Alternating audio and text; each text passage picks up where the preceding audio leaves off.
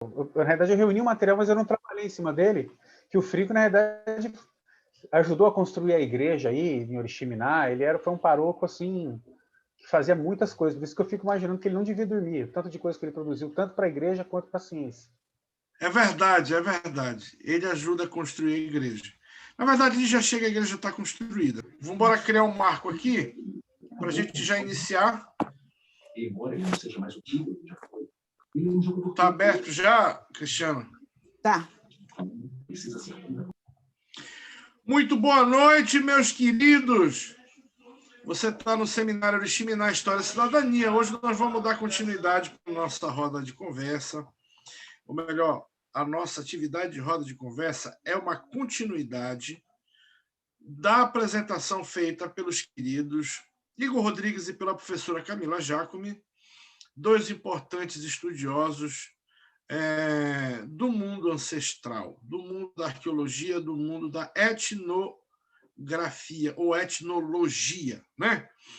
Então, na apresentação que aconteceu na quinta-feira passada, ou melhor, na sexta-feira passada, ambos se debruçaram sobre importantes temas relacionados à presença ancestral de grupos humanos, de grupos indígenas ancestrais, que vão ajudar na construção do nosso tecido social, certo? De quem nós vamos herdar uma parte importante ou vamos receber uma contribuição importante para a nossa cultura, de amazônidas, caçadores-coletores, né, de gente que tem uma herança indígena importante.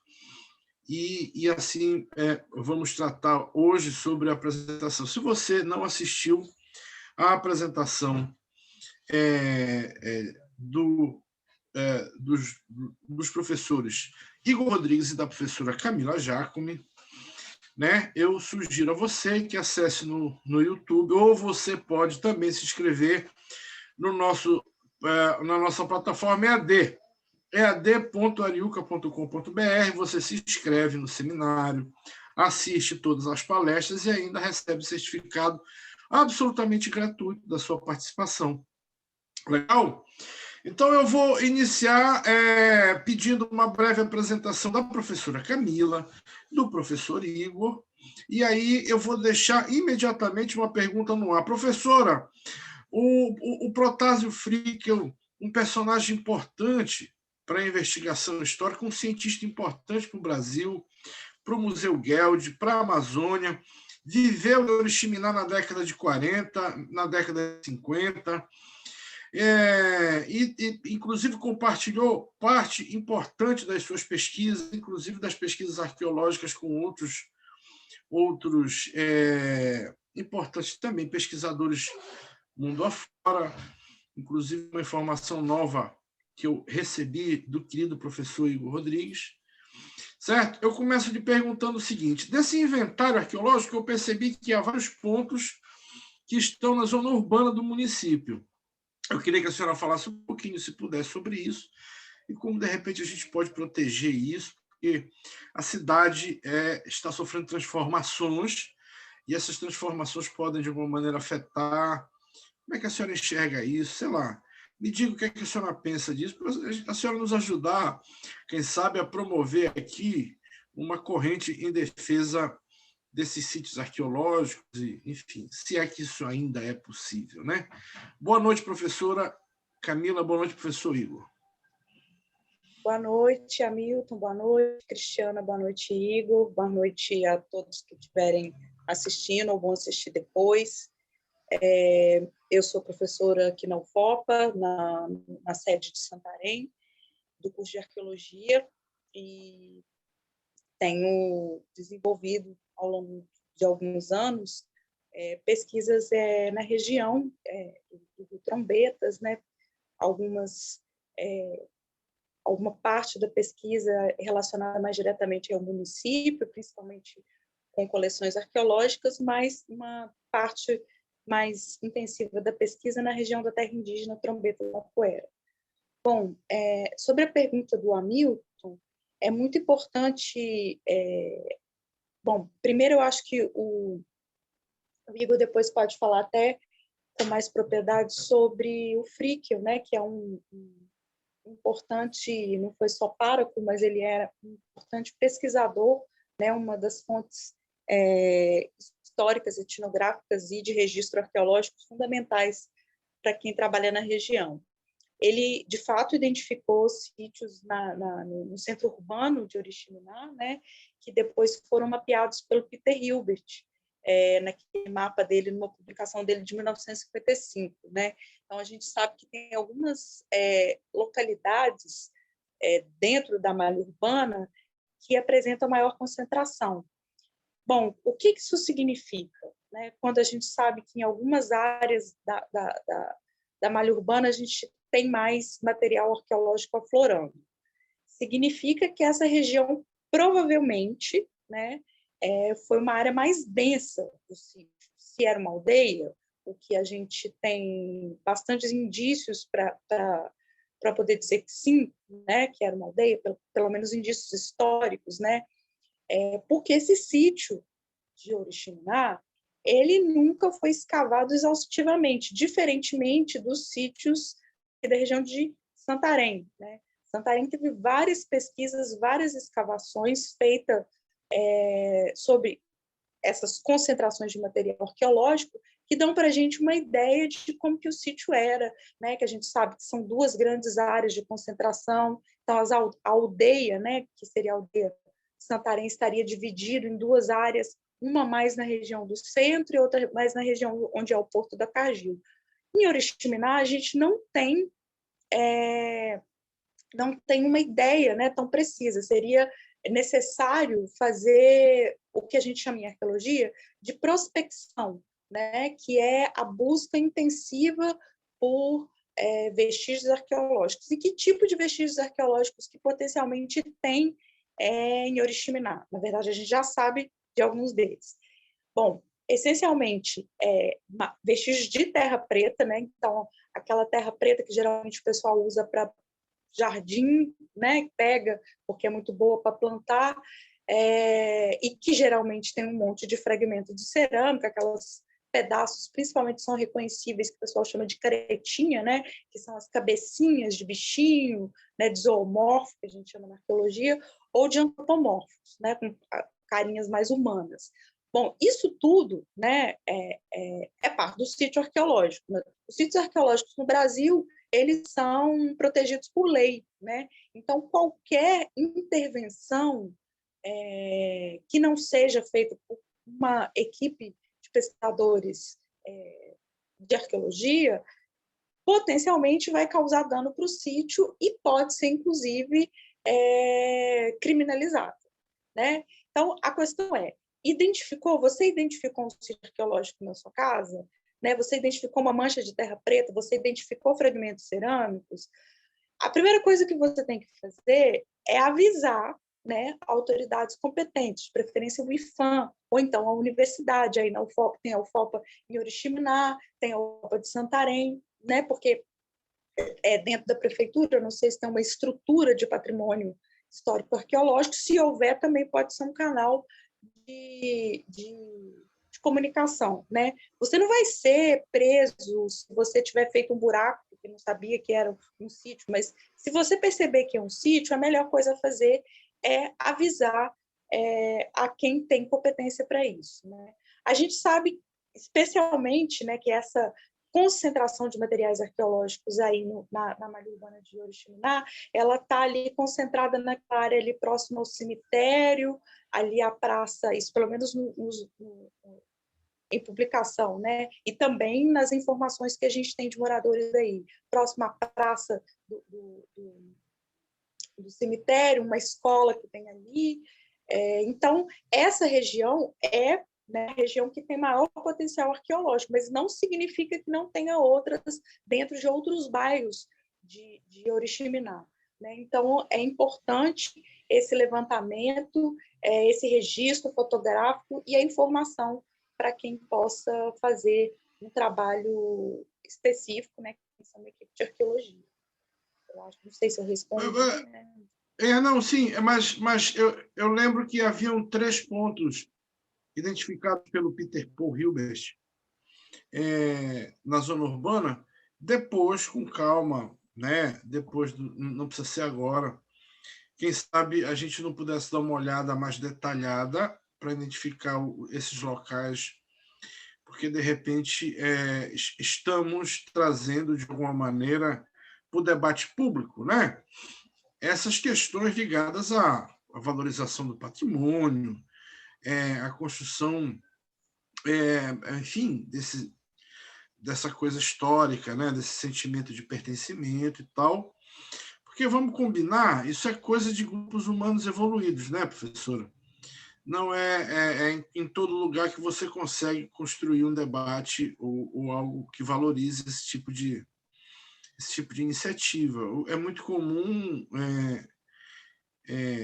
enfim, o caminho inverso desse, né? Ao invés de preservar, você depredar isso, que é um negócio que nós não queremos, mas, de alguma maneira, como estamos tratando, e este seminário também tem essa intenção, né? Quem sabe a gente pudesse dizer, olha, né, nesse quarteirão aqui é um importante sítio arqueológico, é bom não mexer aí, encontrar, fizer algum tipo de escavação, alguma coisa, enfim, aí a gente, de repente, avança para um diálogo com o IFAM, né? Alguns prédios públicos da zona urbana do município estão sendo destruídos para a construção de novos prédios, né? Alguma coisa é difícil de manter de pé, né? São transformações que o ambiente urbano está sofrendo.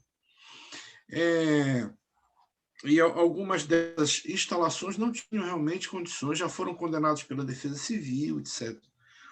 Outra tem um preço social, digamos assim. Acabou se formando um ambiente de bandidagem, um ambiente de consumo de droga no entorno de um desses prédios.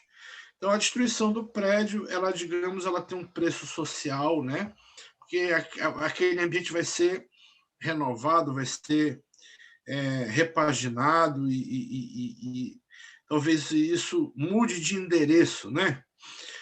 Como normalmente acontece. Você não resolve o problema, você espalha ele para outro lugar, você, enfim, né?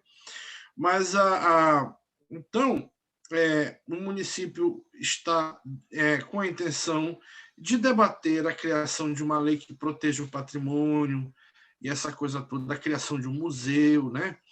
E, enfim, questões como essa que estão ligadas à história, estão ligadas ao ambiente urbano. Então, se depois a gente puder receber dos senhores aí uma contribuição mais detalhada de onde, em que espaço do ambiente urbano estavam identificados os sítios arqueológicos que o Hilbert nos traz, com a colaboração do Frickel, né? Seria bem legal isso, né? É isso. A senhora quer dizer alguma coisa, professora? Não, na verdade, assim, tem que esse sítio, essa mancha, né? Na verdade, potencialmente, né, sem pesquisa, não dá para a gente dizer que é um sítio só, se são dois sítios, se era uma aldeia só, se era uma ocupação só, se tinha uma ocupação mais antiga, possivelmente, então uma aldeia mais antiga e depois uma aldeia mais recente, Conduri.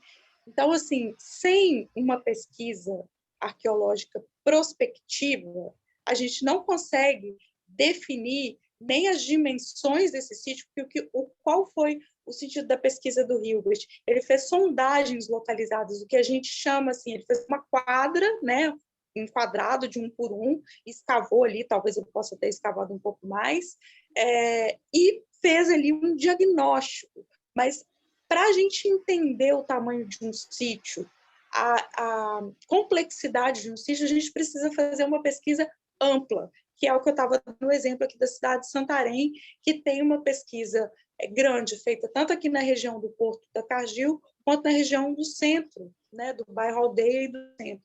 Então, assim, era necessário para a gente poder avaliar, né, as dimensões, porque o sítio não necessariamente é aquilo só que a gente vê, que tem cerâmica, que tem terra preta, né?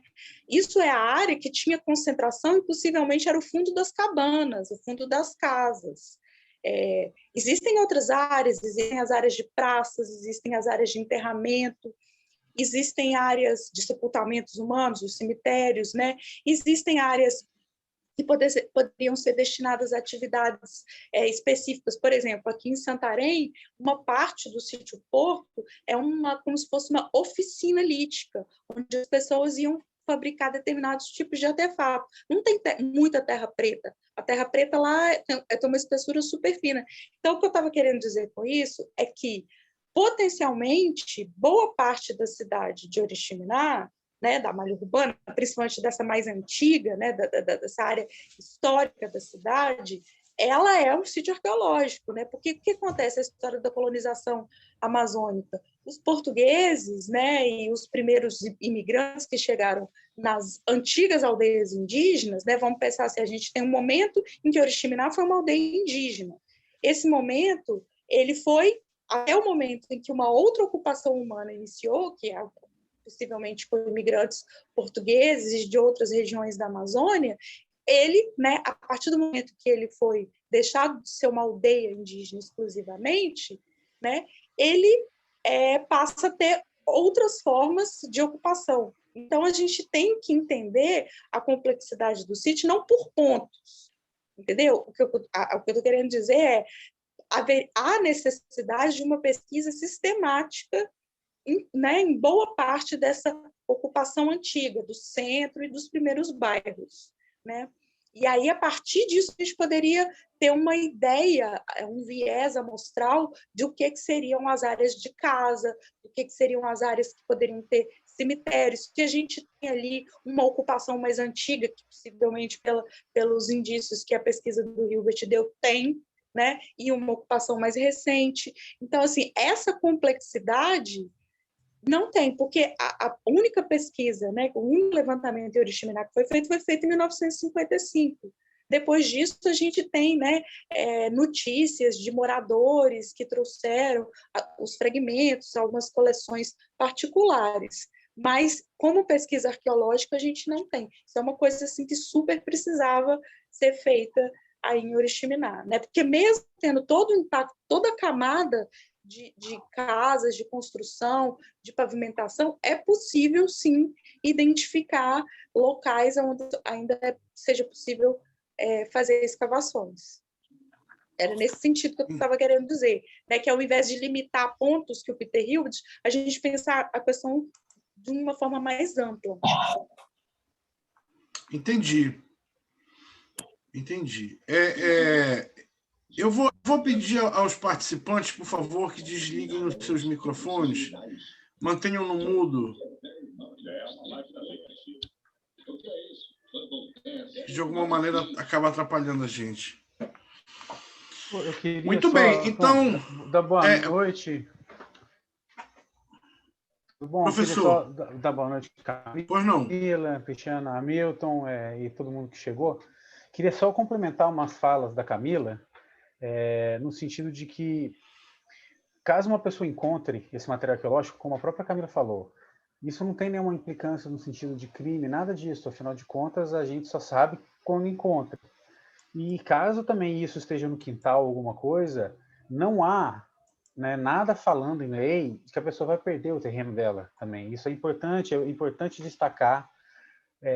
Isso é uma coisa que, já pegando o gancho também da fala da Camila, na época em que o Hilbert, né, e o Frick fizeram os seus trabalhos, a gente tinha outros sistemas de identificação, de fazer mapa, por aí, né?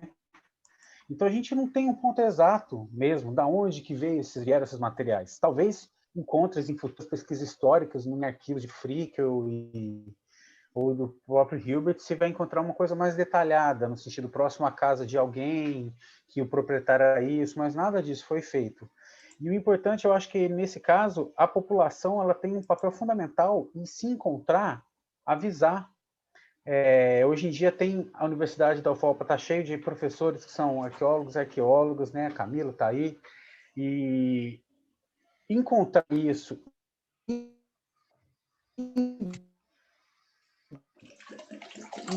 informar um reconhecimento dessas ocupações, entendeu? Ainda mais agora num contexto que a gente sabe que a pesquisa está cada vez mais com pouco investimento.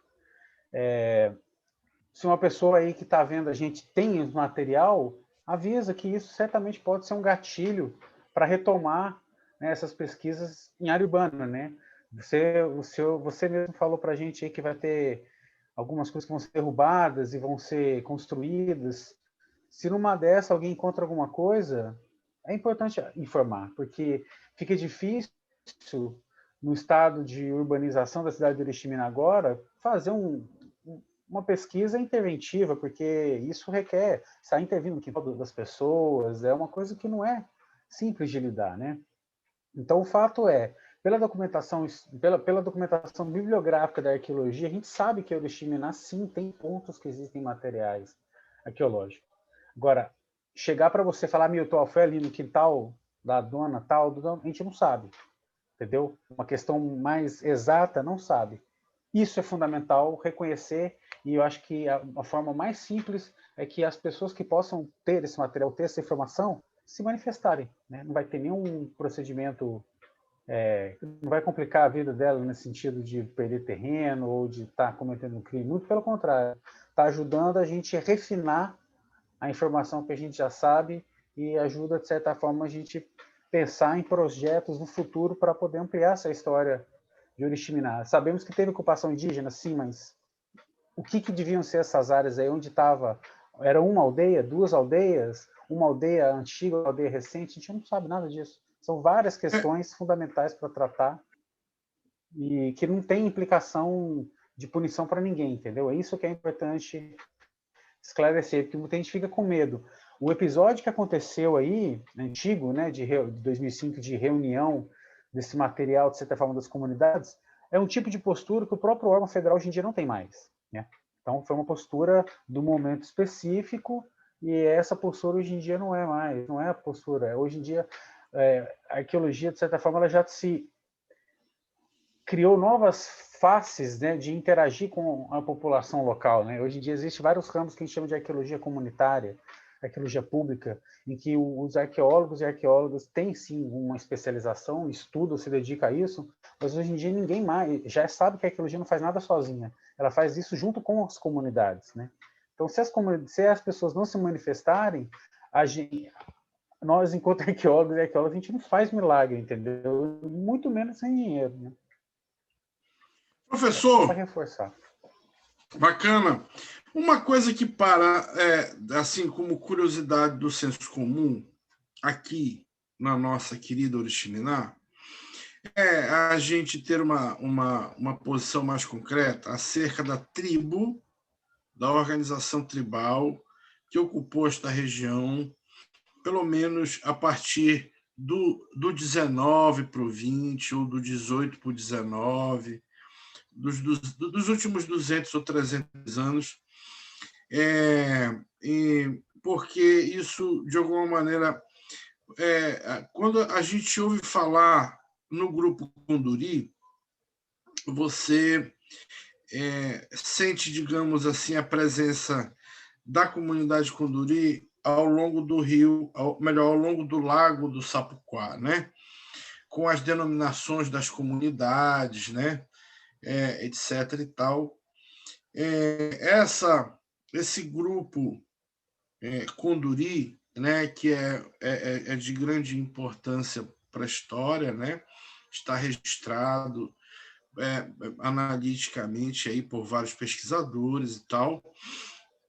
Porém, é como se os Kunduris estivessem do outro lado do rio e neste lado, na parte das terras altas, aqui na margem esquerda do Trombetas, estivessem os Piacotó, né? um grupo indígena que tem uma presença, digamos, mais recente, na relação, inclusive, com grupos religiosos, como os Capuchos da Piedade, por exemplo, que registram uma presença dos Piracotó, mas, digamos, de maneira mais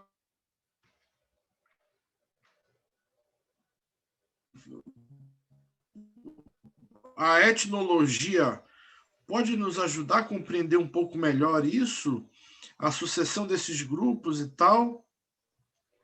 Ô, Hamilton, bom, uma parte da sua fala cortou no final, mas aí eu acho que a gente está falando de duas coisas diferentes, que tem uma continuidade e lá essas diferenças. Bom, existe sim, tem uma referência, né, de fonte, e justamente por ter uma certa sobreposição que a gente supõe ser de localização geográfica, posteriormente, os vestígios arqueológicos, né, com características específicas que a Camila demonstrou, geralmente com muito modelamento da cerâmica, com representações de animais, né, de outros seres que talvez sejam sobrenaturais, tudo. Essa cerâmica, esse material cerâmico foi depois denominado como conduri, com K, e não com C, igual é o conduri que a gente tem das fontes etno-históricas. Uma coisa que é importante ressaltar é que o que a gente chama de fases e tradições arqueológicas são nomes aleatórios, né, no sentido de você tenta dar uma delimitada por determinadas características específicas daquele material, um espaço geográfico e no espaço temporal, digamos, a profundidade, e você dá um nome aleatório. A gente não pode, aleatório com um certo sentido, ou com base numa localização geográfica, né? Rio tal, às vezes dá uma base de uma tradição arqueológica com o nome geográfico. A gente não pode confundir que o nome dessas fases de tradições arqueológicas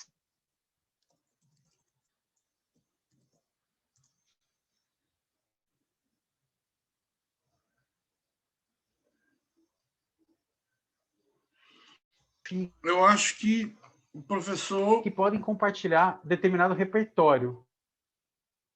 Caiu. Oi. Tá todo mundo me ouvindo? Agora sim. Bom, eu acho que você que deve estar caindo. Eu estou travando? Eu não sabia. Bom, a gente não pode confundir que o que está na fonte histórica é um povo e o que está sendo denominado de tradição conduri, fase conduri, estilo conduri, é uma coisa feita pela arqueologia.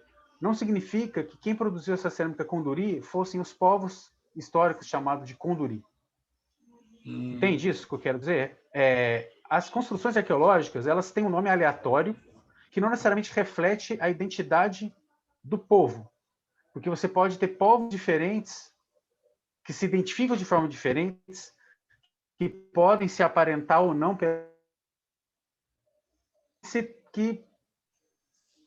por exemplo, do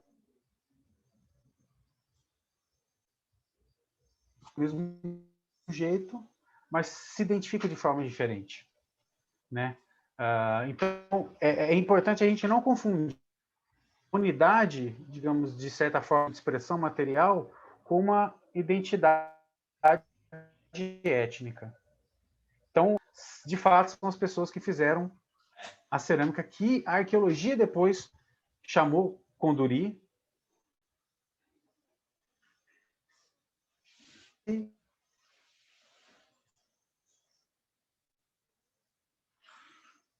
A sua conexão está caindo.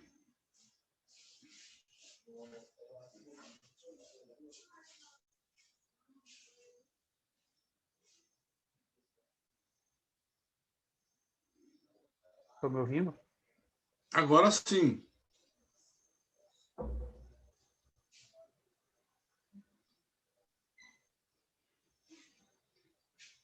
Bom, enquanto o professor Igor arruma a sua conexão, eu quero agradecer a presença dos nossos participantes ilustres aqui, a querida Vanessa Ziotto, que está conosco lá do Rio de Janeiro, o Irdes, o Carlinhos Dias, o professor Miguel Canto, né? Que mais eu vejo aqui? A Marialda, a Majorri,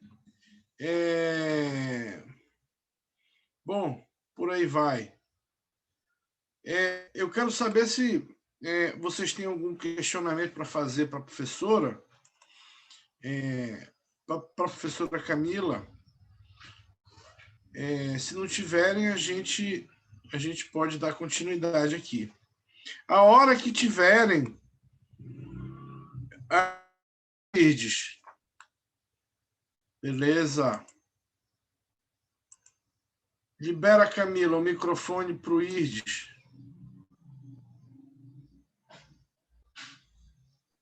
Sim, pode perguntar. Irdinho. Está escutando? Opa, Sim. agora lhe ouço. Boa noite. Boa noite a todos os participantes. Parabéns, Hamilton, mais uma vez pelo evento. Obrigado. Agradecendo a Camila e ao outro palestrante Professor Igor. Pela ocupação do tempo em nos esclarecer sobre alguns temas relevantes do município. A Camila, na explanação dela, ela falou a respeito de roçados deixados pelos indígenas e que esses roçados, segundo estudos, tinham uma maior diversidade de espécies florestais, né? Como tu sabes, eu sou engenheiro florestal, né? E a floresta, o processo de formação da floresta, a gente chama de sucessão florestal.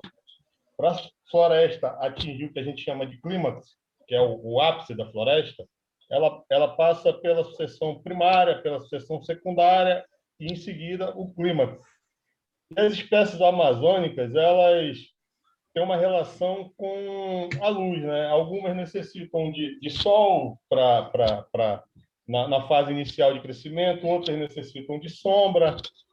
E a pergunta que eu faço a ela, eu quero saber como é que eles chegaram a essa conclusão de que os roçados indígenas, depois de abandonados, contribuíram para uma maior diversidade da floresta. Houve alguma referência a esse processo ecológico da floresta, as espécies? Houve um profissional que os ajudou a ter essa conclusão?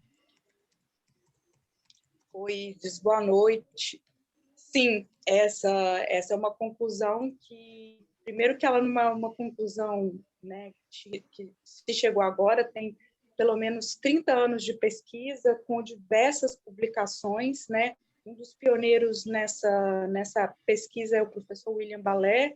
Ele é um professor norte-americano, mas ele tem pesquisa na região do Maranhão, aqui no Pará. Atualmente ele está trabalhando na região do Xingu, do Alto Xingu, né? Ele é nosso parceiro de pesquisa aqui no grupo de Ecologia Histórica, do qual eu faço parte, aqui no FOPA, e ele é um dos pioneiros, né? Não é o único, mas tem uma série de pesquisadores. Naquela palestra que eu dei, eu até coloquei algumas das indicações bibliográficas que relatam isso.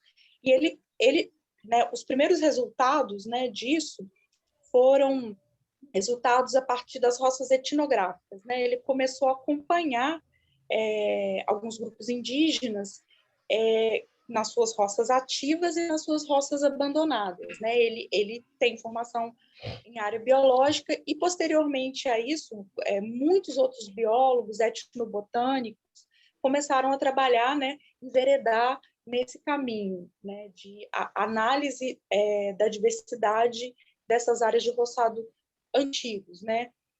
E esse tipo de análise tem sido feita também em sítios arqueológicos, né? Não só nas espécies hoje que estão visíveis sobre os sítios arqueológicos, mas análises que a gente chama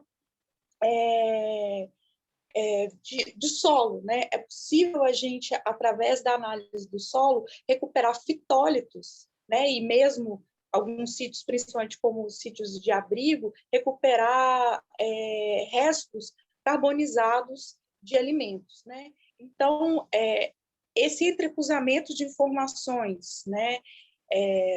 De informações de biólogos, de etnobotânicos, botânicos, né? De antropólogos, né? O William Balé é um antropólogo de uma formação mais ampla, de uma formação norte-americana, e, né, com as informações que os indígenas disponibilizam, se foi delineado esse modelo de floresta antrópica, né? Se você quiser, depois eu acho que aquela palestra está disponível no slide que eu falo sobre isso, que é logo no início, tem as referências bibliográficas, você pode acessar lá. Não sei se respondi. Legal. Ides, professora, alcançou a profundidade do seu questionamento, querido? Hamilton. Oi. Como eu estava falando ainda há pouco e o meu fone foi cortado, eu relatando à professora que eu tinha conhecimento acerca dos castanhais, né? Da contribuição dos indígenas na formação dos castanhais. Essa questão dos roçados, da maior diversidade, isso é novidade para mim. Mas eu creio que sim, é bem interessante esse tema. Legal. Obrigado. Obrigado pela tua participação. Eu acho que depois você pode... Lembrando sempre que se você quiser mandar para a gente no contato@ariuca.com.br o seu questionamento, a gente pode encaminhar isso para os pesquisadores e a gente pode, depois disso, mandar algum conteúdo mais dedicado, mais específico acerca do seu questionamento. Tá certo? Então, eu agradeço pela sua participação, Irdinho. O professor Miguel Canto, que quer fazer um questionamento, porém está sem áudio, ele pode fazê-lo, se quiser, né, aqui pelo chat. Isso vale para os demais que desejem participar conosco. Bom, ainda bem o professor Igor voltou agora, e eu perguntava a ele acerca dessa relação entre um nome que nós conhecemos, ou que nos foi ensinado, né? De que um determinado grupo humano ali, de grupos indígenas, os Pianacotós, que habitavam, pelo menos essa é uma sensação que eu particularmente tenho, é como se os Pianacotós estivessem do lado daqui, né? Onde é Oriximiná, a zona urbana, e na região do Sapuquá, ali do outro lado do rio, estivessem os conduris, e aí a gente ouviu o professor argumentar que conduri é digamos, uma denominação atribuída pelo mundo da arqueologia para um determinado momento, em que vários outros grupos contribuíram para esses episódios que se desenrolaram ao longo do tempo. É mais ou menos isso, professor Igor? Me ajude aí. Então, bom, eu vou retomar. É importante não confundir. Quando você fala conduri, tem um conduri escrito com C e um conduri escrito com K. Qual a diferença? O conduri escrito com C é uma denominação de fonte etnohistórica, certo? Do período que eles estão mencionados em fontes, se não me engano, Camila, me ajuda aí se eu errar a data, deve ser de 1600 e alguma coisa, século 17. Pianacotó, a gente já sabe que já é uma informação de século 18, não, na realidade, talvez século 19, Pianacotó. Você tem do século 18 informações... Tem 18 também. Tem 18? Então, do Faro Couto. Você tem informação de Faro Couto, do Paro Couto, do século 18, mas que estavam na região do Alto Mapuera. E é importante porque pode parecer que não é muito tempo, né? De fato, não é muito tempo quando a gente compara com a arqueologia, mas só que entre essa informação do Iriarte aí, de Conduri com C, de 1600 e pouco, informação depois de um século, foi um período de grande turbulência na região, né? Tanto da parte dos portugueses da bacia amazônica, quanto da parte de holandeses, espanhóis, que estavam na Guiana, e também contactuando os indígenas e de formas amistosas e agressivas. E isso, de certa forma, dá uma certa movimentação muito grande entre os povos também que guerreiam entre si. E você tem um monte, inclusive, de povos indígenas subindo os rios. Então, a questão é, os povos que a gente tem mais informação do século XIX, século XVIII, certamente tem alguma relação com esses povos antigos, sim, mas só que não é uma relação estática no tempo. Você pode ter tido muita mistura, muita guerra, coisas que fica difícil a gente afirmar apenas com base em restos de cerâmica, restos de pedra, por exemplo. Porque você pode ter povos com identidades distintas, línguas parecidas ou até línguas diferentes, mas que convivem, e que, de certa forma, eles trocam formas de fazer algo, né? Então, eles podem gerar vestígios materiais parecidos, mas que a própria pessoa que faz aquilo pode se identificar de forma diferente. Entendeu? O que eu quero dizer é meio isso. E hoje em dia é difícil a informação etnográfica afirmar coisas mais antigas, mas o que a gente pode fazer, e de fato existem muitas pesquisas etnoarqueológicas, é um debate antigo já na arqueologia, sobre essa relação entre povos aparentados linguisticamente e produção de materiais semelhantes. Mas é um estudo que você faz comparativo para você gerar corpos de teorias e de conceitos para você pensar o vestígio arqueológico. Você não vai chegar com uma verdade estabelecida no presente e vai aplicá-la no passado, mas assim você vai utilizar essas teorias para tentar pensar, né? E nesse sentido também é muito importante a gente considerar informações orais, por exemplo, de povos indígenas, né? Existem algumas, se não me engano, pesquisas que o Vitor Alcântara fez com os Tiquiana que estão numa poeira, informações sobre que a Maria Luísa Lucas fez com o Fiscarino de Amundá, e outras que agora não vou lembrar de cabeça, de informações de vários anciãos falando que, né, o vô do vô do vô do vô passou por Oriximiná, alguns vinham de Santarém, o próprio Frickel mesmo coleta vários relatos, né, dos Cachoeana, de que os seus antepassados subiam o rio. Então, significa que as pessoas que são cachoeanas hoje em dia é igualzinha às pessoas que deram origem aos cachoeanos, que podiam estar em outros lugares? Não. Você tem uma série de misturas aí que fica difícil a gente afirmar com clareza. Então, assim, os povos que foram chamados de Conduri com os atuais povos indígenas que a gente tem na região, deve ter alguma relação entre eles, sim. Mas a gente não sabe afirmar a que ponto essa relação é idêntica. Não estou falando que toda a população muda ao longo do tempo, né? Mas tem uma continuidade. Esse estudo de continuidades e mudanças é algo que a arqueologia tem se dedicado há muitos anos e por diversas frentes. E que hoje, a cada vez mais, você está colocando novas fontes para dialogar e que demanda uma equipe grande com diversos especialistas, né? Então, assim, fazer cerâmica faz parte do repertório cultural, padrão de assentamento faz parte do repertório cultural, manejos de roça, né, fazem parte do padrão cultural, relações com determinados vegetais, enfim. É uma complexidade que até hoje a gente não tem respostas para essa região. A gente tem apenas alguns modelos que povos linguisticamente semelhantes podem ter produções materiais semelhantes, mas isso não é uma certeza. É uma hipótese que a gente trabalha. Não sei se eu tentei não ser muito complexo na resposta, mas é um tema complicado, é um tema delicado e que ainda há muita controvérsia na ciência. E, enfim, as primeiras pesquisas arqueológicas já partiam desse pressuposto que tinha uma continuidade e por isso que se escolheu o nome Conduri com C para o Conduri com K. Entendi. Bacana, porque Oriximiná, a origem desse território, a formação desse povo, de novo, né?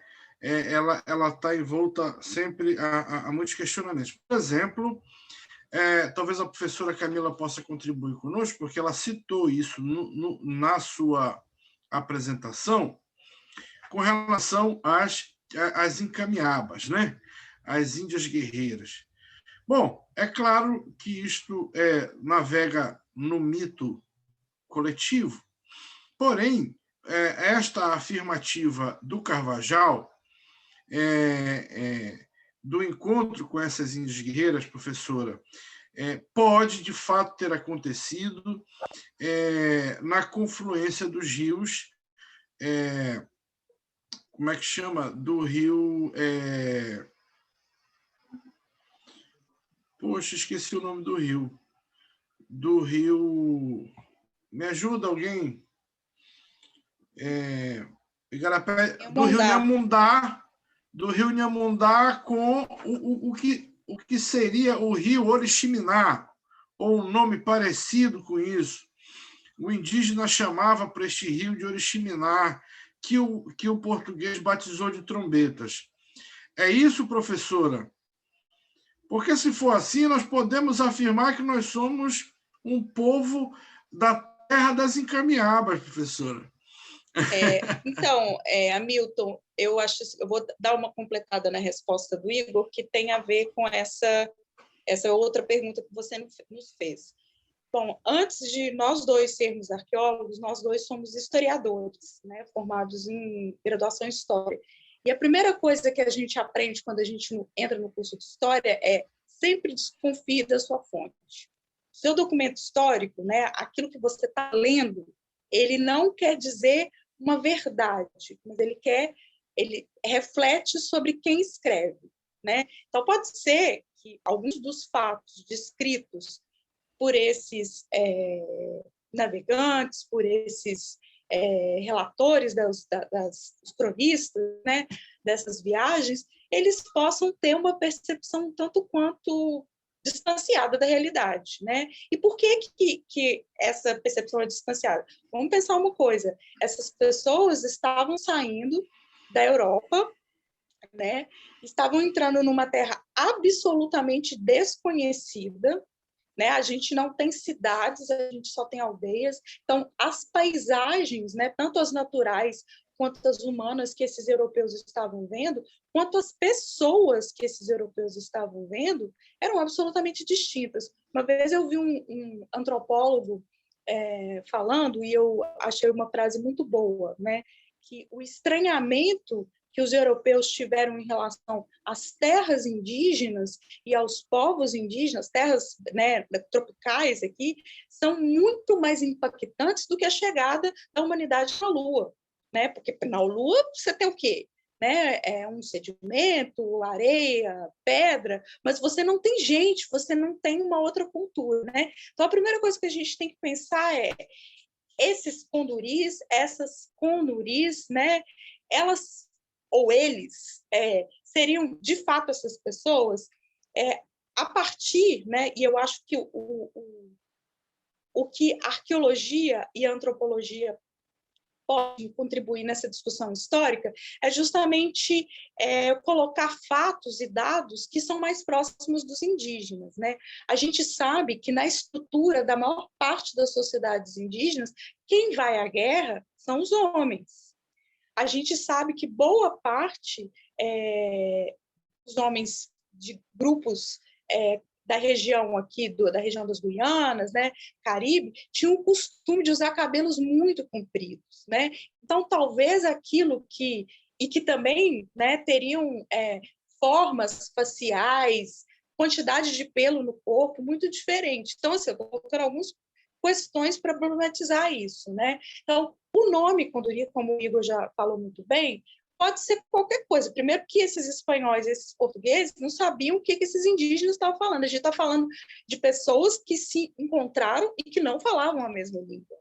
E eram línguas absolutamente diferentes. Não é que nem português e espanhol que você consegue pegar de orelha, né? Ou outras línguas parecidas. Não eram línguas com uma distância tão grande, absoluta, que é muito difícil de poder dizer que eles, de fato, Conduri significou o nome de uma sociedade, de um povo, ou o nome de uma guerreira, né? Então, isso que a gente tem é uma versão, né, de cronistas, e cronistas do século XVI, XVII, XVIII, né? Que a gente sabe aí que, ao longo dos séculos, essa comunicação pode ter se melhorado, mas nem tanto. Uma outra coisa que é importante pensar é que essa movimentação de pessoas,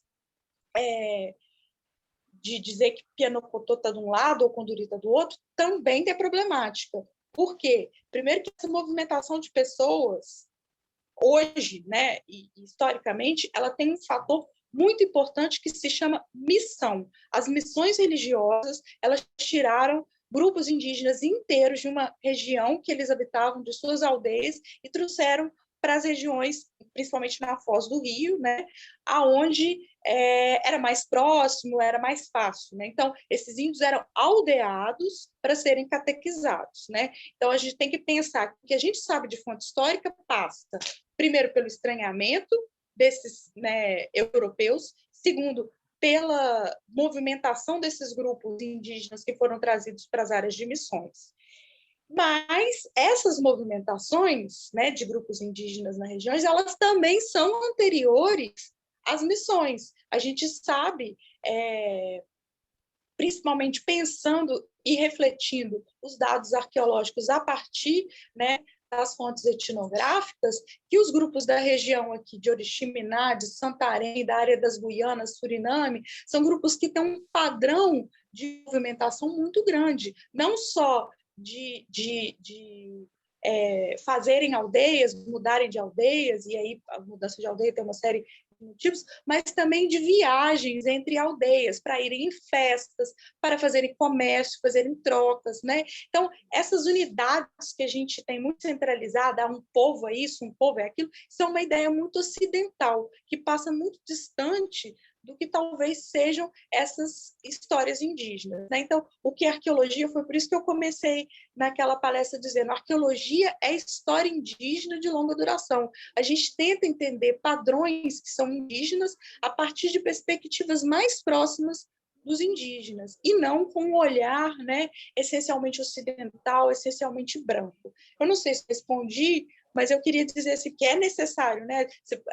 Você tem essa discussão super interessante, a gente precisa fazer uma crítica, né? Um pouco a ideia, né? As primeiras impressões que tem do padre Nicolino, a gente também tem que fazer uma crítica a essas fontes históricas que relatam os povos indígenas do período colonial. Eu acho que é muito importante isso para reflexão. Não sei se Legal. eu respondi. Legal, só para complementar rapidinho, Hamilton. Sim, professor. E essa questão ela é fundamental porque o nome funciona entre os povos indígenas de forma diferente. Os nomes eles são muito contextuais, e geralmente os nomes eles são muito dados pelos outros. É bem comum os povos, né, um determinado... Isso acontece até hoje em dia.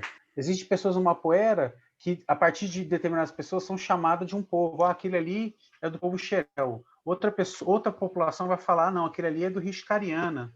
Às vezes a pessoa mesmo se identifica como Tunaiana, entende? Então, essa questão do nome, ele é muito contextual e às vezes as populações estão muito mais preocupadas em definir o nome de outros povos do que dar um nome fixo para si mesmo. Então, isso é extremamente complicado, porque ainda mais quanto mais recua no tempo na fonte histórica. Pessoas que não entendem a mesma língua, né? Em português, no espanhol, com uma língua indígena, e ainda mais trabalhando com categorias que é completamente diferente, né? Essa categoria de nação, de estado, de tribo, sabe? Isso não se aplica muito. Então, território, a gente tem que desconfiar o tempo todo, entendeu? E até mesmo levando em consideração que boa parte dos povos indígenas lidam com os outros povos, sejam eles os humanos e os não humanos, de outras formas, né? No próprio relato do Frickel mesmo, as informações históricas do Frickel da década de 40, 50, você tem mapa deles, que eu já vi mapa dele que ele fez publicando no periódico franciscano, que deu origem para mapas publicados em periódico antropológico, que ele coloca nome de povos no mapa que ele ouviu dos informantes dele, que possivelmente não são nem gente humana que está ali, entendeu? Então, sim, é complicado. A gente tem que tomar muito cuidado justamente para comprar esse discurso de fontes históricas, né?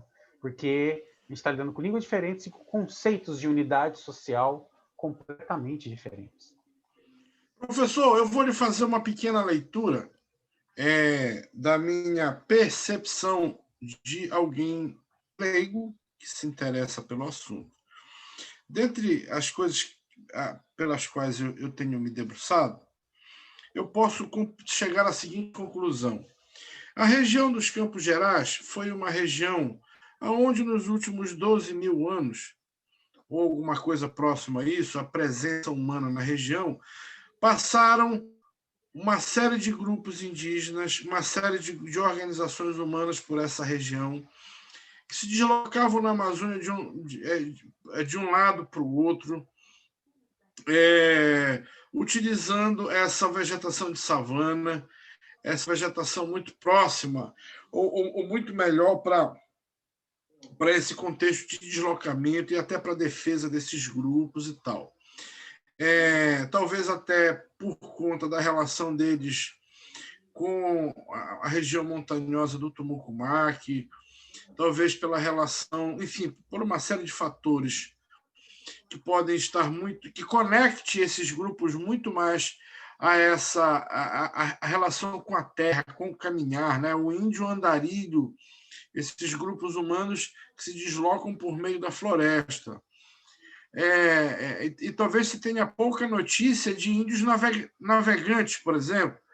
Um índio que tenha saído lá do Acre e chegado, sei lá no Marajó, mas você tem uma maioria de grupos humanos ao longo da história se deslocando na região dos Campos Gerais, essa região entre Raposa, Serra do Sol e Macapá, não é? Que vão, de alguma maneira, contribuir para a formação dessa do povo da Calha Norte, né? Desse povo aqui, não só da Calha Norte, mas como da Amazônia também, de modo geral. Bem como a publicidade feita pelo Carvajal com essa história de Amazonas, né, das Índias Guerreiras, de alguma forma atraiu o mundo, ou melhor, ele conectou o mundo mítico europeu, de que elas seriam as guardiões do Eldorado, alguma coisa nesse sentido, que atraiu o interesse, digamos, eurocentrista para esta região, né? E, de alguma maneira, acabou atraindo as primeiras expedições, os primeiros navegadores, etc. Então, duas coisas distintas. Tá? Primeiro, a mobilização de grupos humanos ao longo do território pela região dos Campos Gerais. A gente pode afirmar isso ou não.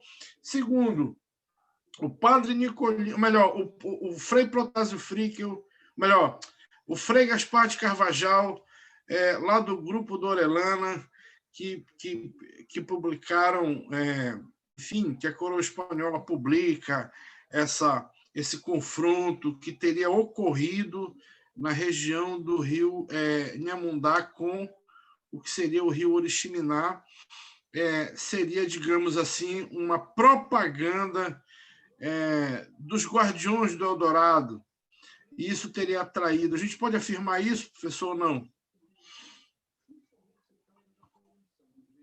Será que eu fui claro? Confesso que eu fiquei um pouco perdido, porque você pegou um negócio de 12 mil anos. Eu posso responder?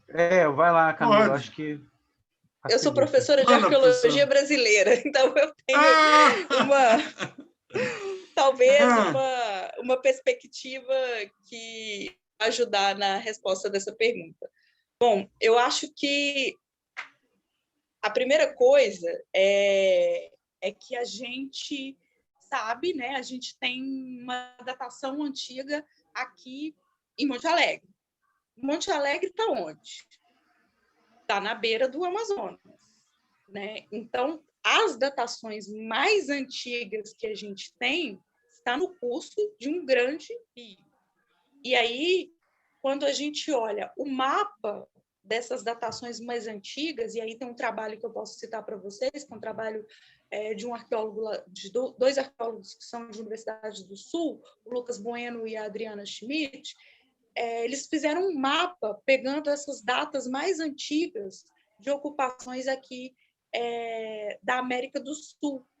E o que eles encontraram em comum foi justamente esse sítio estarem próximos a grandes cursos d'água e não em áreas de cerrado, né? Então, o que isso tem indicado para esses pesquisadores em termos de modelo de ocupação da América do Sul é de que talvez esses primeiros grupos indígenas que vieram, né, adentrando a América do Sul, passando ali por essa, talvez não tenham vindo exatamente por terra, mas tenham vindo pela água, né?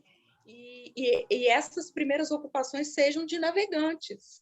Aí a gente tem uma ideia, né, de uma navegação muito de hoje, né? A gente sabe, a gente vê isso aqui nas comunidades ribeirinhas, né, que o pessoal usa canoas pequenas para se deslocar, inclusive em grande distância, inclusive em remo. E aí, voltando nas fontes históricas, né, a gente tem relatos históricos de indígenas que passavam dias e dias e dias e dias e dias navegando no Rio Amazonas, né? Então, a ocupação das áreas de savana, talvez elas sejam mais recentes, savana, eu falo aqui os Campos Gerais, mais recentes do que a área de floresta, né?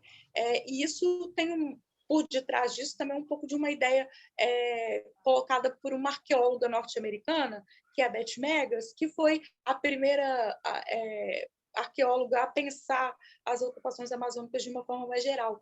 E as primeiras ideias dela que ela propôs é que esses grupos antigos caçadores-coletores eles estariam ocupando a área de cerrado.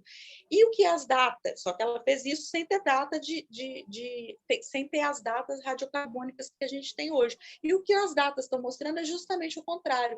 A gente tem datas muito antigas em áreas de floresta, e geralmente próximo dos grandes rios, o que sugere um deslocamento, né, que possivelmente era associado em travessias terrestres e navegação. Né? A gente sabe que tem navegação, tem, inclusive, a própria ocupação, né? Uma das próprias teorias da rapidez da expansão da ocupação humana na América do Norte seja a navegação por cabotagem na costa oceânica, né? Então, o conhecimento de navegação ele é muito antigo, ele é talvez tão antigo quanto o início da ocupação das Américas. A gente aqui não tem os vestígios das canoas, porque as canoas feitas de tronco de madeira ou de outros materiais, em geral orgânicos, elas não resistem. O que persiste no registro arqueológico são materiais que não são corroídos pela ação de acidez do solo, de micro-organismos como pedra, né, rocha e cerâmica. Eu não sei se eu respondi, mas o que eu acho é um pouco diferente do que você está falando. Eu acho que a ocupação veio... Eu acho não, né? Eu estou me baseando aqui em artigos científicos da arqueologia que colocam a antiguidade da navegação na América, inclusive na ocupação do continente aqui da América do Sul. Tá certo. Agora, pergunto, a segunda parte da pergunta. A publicação do Carvajal foi uma propaganda que serviu de atração, aí, de instrumento atrator do interesse europeu, como se as Amazonas fossem uma espécie de guardiãs, não é, do Eldorado, e isso atraiu o interesse mundial pelo trombetas, eu pergunto.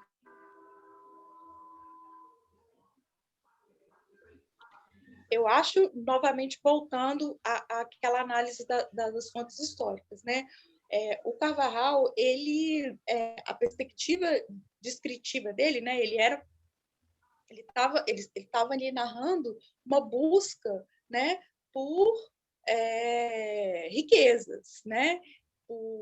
Riquezas no sentido do que os europeus entendiam por riqueza, metais preciosos, né? Ouro, coisas que pudessem ser comercializadas e tivessem alto valor na Europa, né? Ou depois isso mudou aí para drogas do sertão, que seria uma espécie de especiarias, né? Tal como as Índias forneciam para a Europa, né? Então, eu acho que assim, o relato dele, né? Houve de fato uma batalha, né? Se essa batalha foi entre um grupo de mulheres e um grupo de homens, isso é uma coisa que só se a gente tivesse uma máquina do tempo para voltar, né? Mas o que, dentro de uma perspectiva crítica baseada em conhecimento histórico e etnográfico, possivelmente não foi. As Amazonas, na verdade, eram homens ali defendendo suas aldeias, muito possivelmente, né? E essa ideia de Amazonas, assim, tem muito mais uma perspectiva que diz muito mais sobre o imaginário europeu do que, de fato, sobre aquelas sociedades indígenas. Legal. Né? Tanto eu acho que é mais ou menos por aí. Eu vou no mesmo tom aí da resposta que eu dei anteriormente. É isso, professor Igor? Concordo plenamente com a Camila. Justamente o que a gente está tentando falar é ter um cuidado com essas fontes, né? Pode ter, sim, realmente uma questão de valorizar, né, a viagem dele, valorizar, acho que talvez não no sentido de propaganda também, como a gente pensa propaganda hoje em dia, né? Justamente, a gente tem que evitar sempre essas questões anacrônicas, né? Tentar ir às fontes do passado com base em conceitos e noções que são nossas, né? Mas que eu também claro. penso que a chance de ser guerreiro homem muito maior do que ser guerreiro as mulheres, eu também acredito nisso. Pode ser justamente uma questão de confusão por estar diante do mundo de pessoas que é completamente desconhecido, né? Certo. Maravilha. Carlinhos Dias, você Tá tem me a ouvindo, palavra, mano? querido. Você está me ouvindo? Estou lhe ouvindo. Tá ouvindo? Quanto a essa questão de terem sido atacados por índias, eu não acredito, né, nisso. O que eu acredito é que ele foi atacado por índios. Eu me recordo, numa Oriximiná lá nos anos 70, de grandes índios que tinham os cabelos compridos mesmo, né? Bem grandes mesmo. Mas o que eu quero perguntar para os dois pesquisadores é quanto a origem do nome Rio Trombetas. Há muito tempo eu li, eu acho que na década de 90, e nem sei qual era a fonte, né? Que o Rio Trombetas teria sido denominado em virtude de não sei se foi o Eriarte Carvajal, enfim, não sei, o Pedro Teixeira, que teria denominado o nome do Rio das Trombetas. Por quê? Porque no decorrer do curso do rio ele teria ouvido, né, os sons, né, emitidos por um instrumento que ele teria denominado de trombetas, feito uma comparação com a Europa, né? E eu queria saber se existe alguma informação a respeito deste assunto aí aos dois pesquisadores, a professora a professora, como é que é o nome? Camila, professora Camila, a senhora tem alguma informação a respeito disso? Da origem do rio Uriximiná, que segundo algumas leituras que a gente já fez, seria o nome original, para o Rio das Trombetas, o Rio Trombetas. Então, eu também não sei, sei te precisar essa fonte histórica, porque a minha pesquisa é muito mais na área arqueológica, né? Mas eu conheço essa fonte aí que você está já ali mencionando, não vou saber agora de cabeça em qual que está a informação, que menciona, né, o som de música feita por instrumentos compridos à semelhança de uma trombeta, né? E a gente sabe, né, no Rio Negro, que existem grandes flautas muito compridas mesmo, feitas de cana de bambu, né, que fazem esse som, e é um som que realmente parece uma trombeta, assim, ele tem um som muito bonito, né? Essa referência, eu estou usando aqui uma analogia com informações etnográficas que a gente tem do Rio Negro. A gente não tem para povos indígenas no trombetas, de grandes flautas, mas a gente tem referências de uso de flauta, principalmente de osso, né? Talvez se o Igor tiver alguma outra informação, ele possa dar. Mas, enfim, o nome Oriximiná é muito mais uma palavra de origem indígena do que trombetas, de fato, né? Trombetas é uma denominação, na verdade, é uma estratégia histórica de todos os colonizadores, né? Utilizarem denominações que sejam nomenclaturas portuguesas, né? Então, assim, Santarém é o nome de uma cidade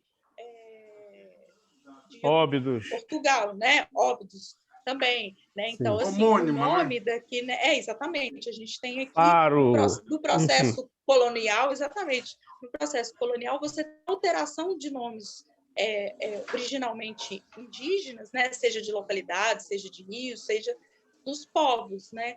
Então, assim, eu acho que pode ser sim, né?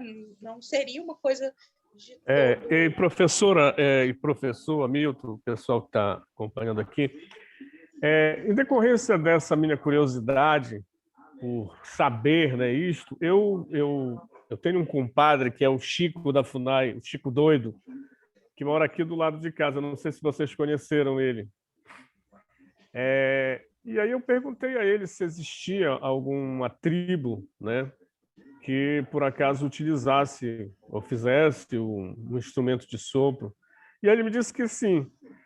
E eu procurei uns professores que, inclusive, fizeram um trabalho quando a gente fez uma exposição, quando eu estava diretor de cultura na Secretaria de Cultura, do material arqueológico que vocês catalogaram.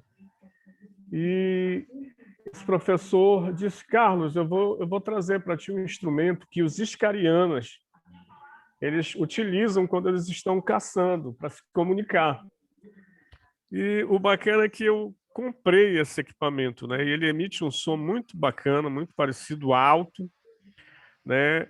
E, então eu acho interessante a gente está tratando desse escrito lá atrás, né? Dessa que eu não tenho a fonte. Eu gostaria até, inclusive, de saber quem foi esse cara que escreveu isso. Faz muito tempo mesmo que eu li alguma coisa a respeito disso. Mas existe esse instrumento, eu tenho aqui na minha casa a trombeta que eu li que teria dado origem ao nome do Rio das Trombetas, né?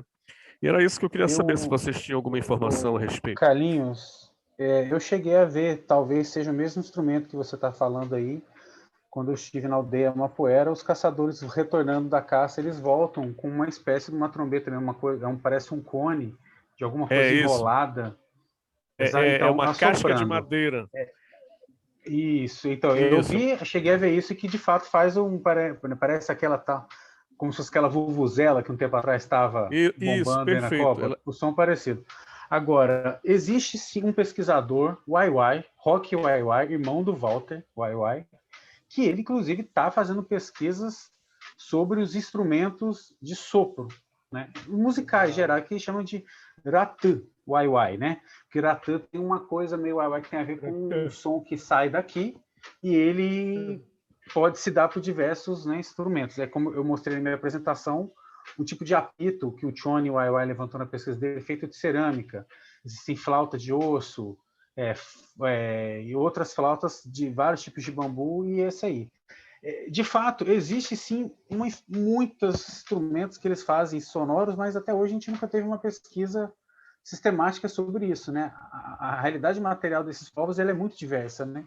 E a gente não tem uma quantidade ainda suficiente de pesquisadores para dar conta de tudo isso. Então, caso você venha conhecer um dia aí, Rock YY, que está na cidade de Oriximiná, irmão do Walter, ele vai poder saber te informar direitinho, porque é a área que ele está pesquisando, sobre os instrumentos musicais dos YY. Então, assim, ele deve ter informação que, assim, a gente não faz ideia, além dessas aí. Mas que bacana que vocês têm instrumento aí. Eu tenho esse instrumento aqui em casa. Eu tinha 3, na verdade, mas aí eu tenho umas filhas, né, pequenas, e elas destruíram. Eu consegui salvar uma. Mas está aqui, eu tenho fotos e tal. Ele é um instrumento, inclusive, em um evento que a gente teve, com a cultura indígena, né? Eu mostrei para eles, e aí eles ficaram muito felizes por terem visto, né? E interessante. Deixa eu abrir aqui a minha... Ela está meio quebrada, deixa eu abrir aqui a minha câmera para mostrar para vocês. É esse instrumento aqui, ó. Exato. Era isso que eu estou lembrando de ver. É um instrumento. E aí é interessante a gente procurar saber, né? Se foi ele que deu origem a isto. A diversidade material é tão grande que é difícil uma pessoa só dar conta disso. Eu lembro que eu tirei foto disso, mas como eu estou interessado mesmo nos trançados, acaba que você fica com foco em outras coisas. E se não me engano, talvez esse material aí dessa entrecasca, eu posso estar errado, é apenas uma suposição, é o mesmo material que eles utilizavam antigamente para fazer braçadeiras, né? Que cobriam com uma folha de palmeira, geralmente de murumuru, se não me engano, colocando penas, né? Porque é isso, eles têm um conhecimento material que é absurdo, né? Então, a mesma matéria, você pode fazer diversas coisas. Várias coisas, né? Beleza, professor, obrigado aí pela informação. Eu vou procurar aí pessoal aí. É o Rock YY. Grava esse nome aí. Rock YY. Legal. O fato é que, em algum momento, o rio que se chamava uma coisa parecida com Oriximiná, o português rebatiza como das trombetas. É isso, professores? Bom, a gente não pode dizer qual era o nome, né? Se era Oriximiná, se era uma palavra parecida, né? E se é o mesmo nome para todo mundo, né? Porque possivelmente viam grupos de línguas diferentes, né? Mas essa palavra com certeza é uma palavra de origem indígena, né? E ela está muito mais próxima aí dessa ancestralidade do que a palavra trombetas. Mas aí, por outro lado, né, essa referência a trombetas, como aí essa discussão trazida aí pelo Carlinhos, que o Igor contribuiu, a gente vê aí que tem uma referência que é indígena, né, um instrumento musical que é indígena, que é tradicional, só que aí o nome, né, colocado não é o nome original dele, né? Então, de toda forma, a gente está aí circulando entre duas referências indígenas. Inclusive, Hamilton, pode deixa ter eu fazer vários uma. nomes, né?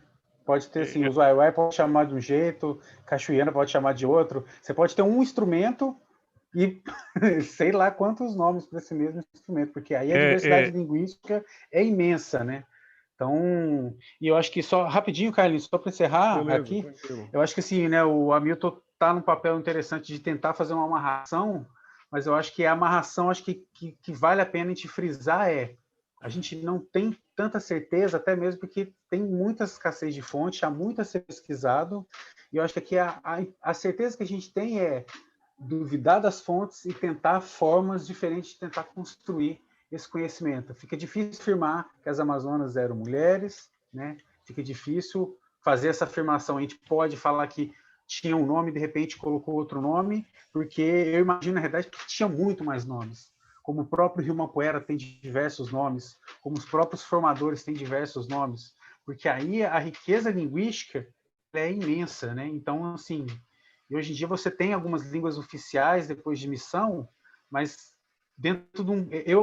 Eu quebrei a cabeça muito com isso pesquisando as coisas que eu pesquiso, que às vezes eu chegava numa aldeia e perguntava, o nome disso é isso? A pessoa falava, olha, mas só que pode ser isso, pode ser aquilo. Então, é sempre isso. Acho que a única certeza que a gente tem aí é que vai ter muitas versões para um fato que a gente está querendo colocar como verdade. Então, acho que colocou uma coisa como verdade absoluta, a certeza absoluta que a gente tem é de que não é a verdade absoluta. Algumas questões antes do Carlinho contribuir com a gente, por exemplo, que são marcos, digamos, da literatura, são marcos bibliográficos, são registros, né? O encontro com um grupo indígena na foz do Inhamundá, com o que seria o rio Oriximiná, de fato aconteceu porque o Carvajal escreveu e nós acreditamos no que ele escreveu, certo? Isto é de alguma maneira, um marco bibliográfico, né? Mas acabou se tornando uma espécie de marco meio político, né? Porque essa referência acabou transformando o que a gente conhece como Amazônia, né? Em função disso. Eu pergunto isso, professores, porque eu acho que Oriximiná poderia de alguma maneira, capitalizar um apelo de visitação turística para um local que talvez fosse de interesse global a visitação, certo? Porque se é que de fato isso aconteceu aonde nós achamos que aconteceu, né? Afinal de contas, a desembocadura do Rio Inhamundá é na frente de Oriximiná, né? Onde estavam ali, assim, esse conjunto de grupos indígenas que a gente conhece pela historiografia com seu, enfim, ou com K, né? Como sendo os Conduri, né? Então, chamar a atenção para a visitação turística, se a gente conseguisse um aprofundamento mais legítimo, né? Que a gente pudesse alcançar um rigor de certeza maior, talvez fosse uma coisa interessante. Assim como interessante seria se a gente pudesse criar ali alguns, enfim, alguns pontos onde navegadores importantes estiveram, né? Então, eu acho que isso de alguma maneira... Você sabe que algum tempo atrás eu recebi, porque a minha família tem um hotel, né? E, eventualmente, eu recebo grupos estrangeiros que resolvem visitar aqui por uma determinada referência, né? Uma delas foi o local onde teria morrido o Condro, onde a Odile Condro teria enterrado seu esposo, né? E tal, na região da Tapagem, eu acho. Enfim, eu me lembro que na época a gente organizou toda uma logística para esse pessoal chegar até onde eles queriam. E não foi a única vez que isso aconteceu, né? As pessoas queriam, com alguma referência, inclusive do Peter Paul Hilbert, certo? Eu não sei se essa gente era gente de ciência ou não, ou se eram pessoas que, de alguma maneira, tinham algum interesse, eu não sei qual.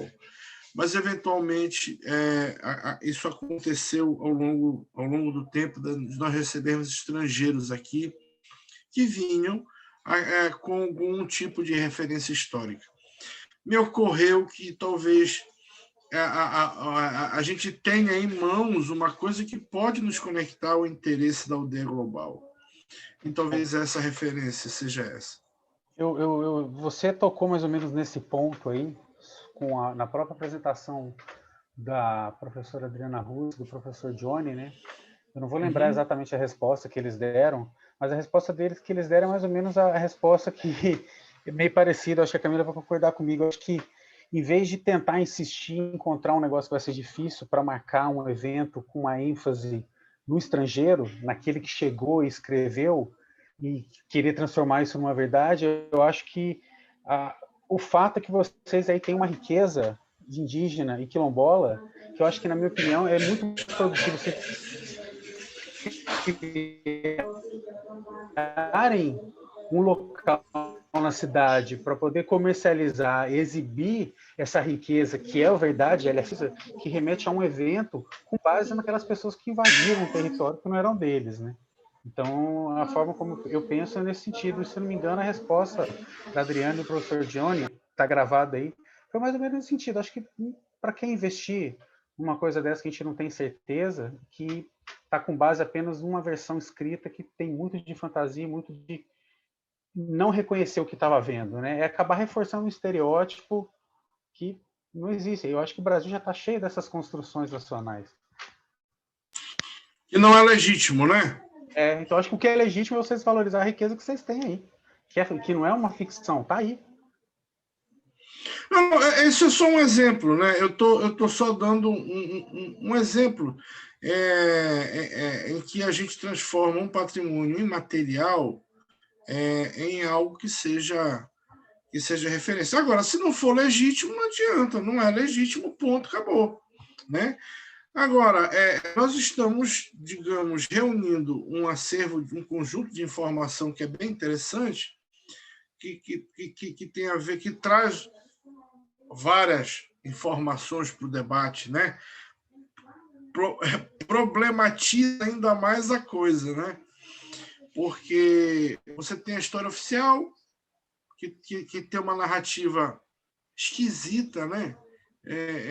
Principalmente para quem vive aqui, porque ela não inclui todos os atores na cena. A gente já falou sobre isso, eu acho que a gente está construindo uma coisa bem bacana com relação a isso. Agora, de fato, só vale a pena tratar daquilo que é legítimo, o que não é, não vale, ponto, pronto. É isso, professora? Eu queria dar uma contribuição. Eu acho que a questão não é de legitimidade ou deslegitimidade, de verdade ou de mentira, mas de construção de narrativa histórica. É muito curioso que aqui no Brasil, né, a gente tem construção de narrativas históricas que costumam, né, valorizar muito mais aquilo que é externo a gente do que o que é nativo, né? Então, eu acho que a grande riqueza do patrimônio arqueológico, histórico da Amazônia são os povos da Amazônia, né? Então, são povos indígenas, os povos quilombolas, os ribeirinhos, né? As pessoas que são originais dessas regiões, dessas cidades, que construíram o conhecimento amazônico, né? O conhecimento amazônico e o conhecimento amazônico imaterial, ele é muito mais amplo do que aqueles fragmentos cerâmicos que a gente encontra nos sítios arqueológicos, né?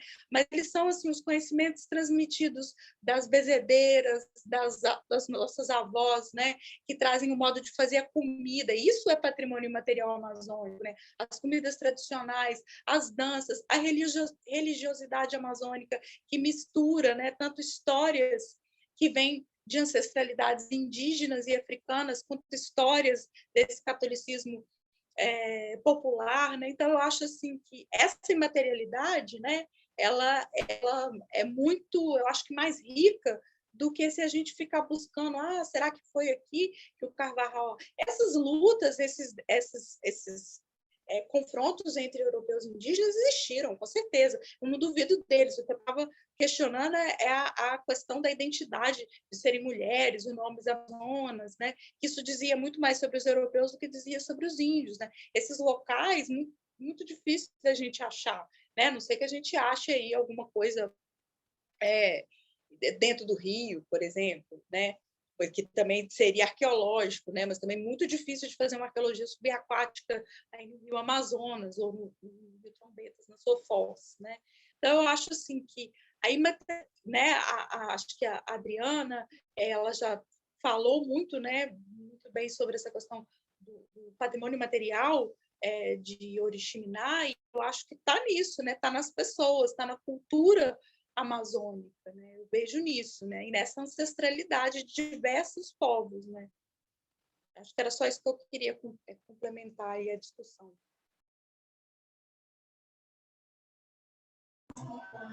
Legal, bacana, bacana.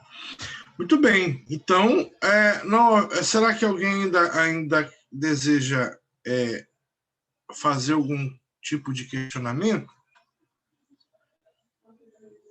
Não? Bom, eu não sei se a gente alcançou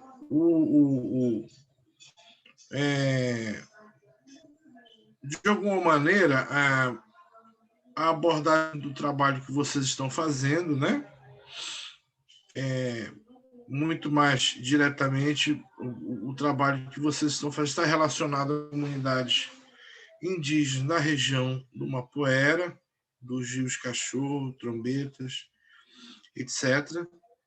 Uma coisa que eu acho que é um balanço para mim deste nosso encontro é a importância dessas comunidades e das suas contribuições para a nossa formação humana, né? De alguma maneira, a gente acaba todo dia descobrindo uma nova contribuição, muitas vezes silenciosa, né? Ela reage o próprio ambiente social, ele reage e nos traz uma nova prova da importância dos grupos indígenas para a nossa construção social. Eu fico muito feliz, agradeço imensamente pela contribuição de todos, da professora Camila, do professor Igor, né? Eu acho que a gente está iniciando uma jornada que pode, eventualmente, estar eivada de vícios, né? De algum tipo de erro ou de algum tipo de equívoco, mas acho que esta região, nos próximos anos, vai elevar o debate histórico, principalmente com a presença do curso de arqueologia na UFOPA, né? Eu acho isso de uma importância maravilhosa. Isso vai fazer parte da agenda pública em algum momento, de uma maneira diferente. Eu acho que é meio que uma coisa embrionária que estamos fazendo, chamando a atenção da comunidade para essas questões de patrimônio, de história e tal. Eu acho que isso é o que vale. Eu quero ouvir o professor Igor, quero ouvir a professora Camila com as suas considerações finais, porque a gente já está bem avançado no horário aí. Bom, eu primeiro queria agradecer, né, a Milton, pelo convite, né, por esse evento, por quem esteve aqui, interagiu, assistiu. Bom, a realidade para fechar bom, a gente passou algum material, né? Eu acho que se algumas pessoas depois tiverem mais interesse, podem entrar em contato com a gente.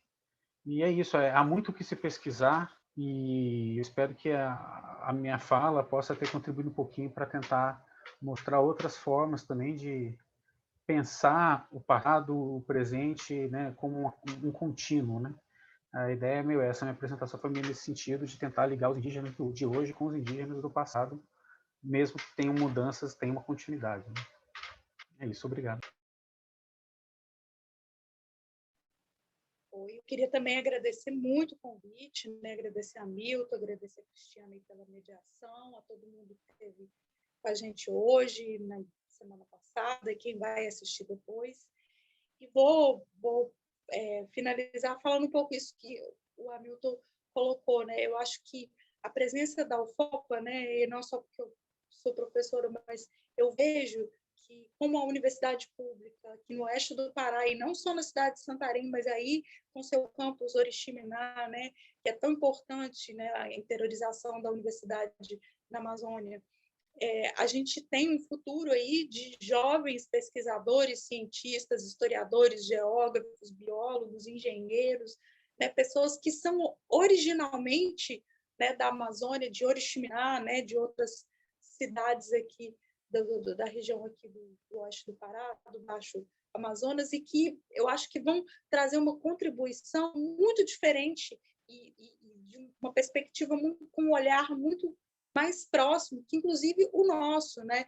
Eu vejo já nos trabalhos de conclusão de curso dos meus alunos, já orientei 2 pessoas que vieram de Oriximiná, de terras indígenas, e eu vejo que a contribuição que elas têm sobre a perspectiva arqueológica é muito mais profunda do que a minha, né?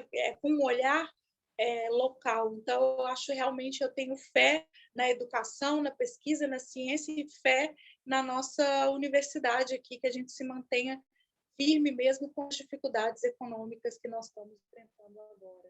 E é isso, só agradecer aí. Mais um evento que divulga a educação, né? Isso é isso, você está fazendo um trabalho que fortalece a educação, que é o que eu acredito na vida, nossa missão. Então é isso. Boa noite. E obrigada. Obrigado a todos. A gente amanhã nós vamos ter uma palestra muito especial amanhã. Quero convidá-los, tá? Porque ela é uma palestra fruto de um trabalho de pesquisa. Quando a UFPA esteve presente em Oriximiná, ela formou uma turma de história, né? Ocorre que um dos professores era um especialista, um sujeito que se interessava por diários, né? E ele tomou o diário do padre Nicolino quando ele teve conhecimento sobre a história do padre, ainda mais, né? Porque ele tem um trabalho, o mestrado dele foi como indigenista, né? Ele tem uma coisa ligada às comunidades indígenas. E aí ele ficou extraordinariamente interessado pelo padre Nicolino, a quem o Magalhães Barata atribui a fundação do município, certo?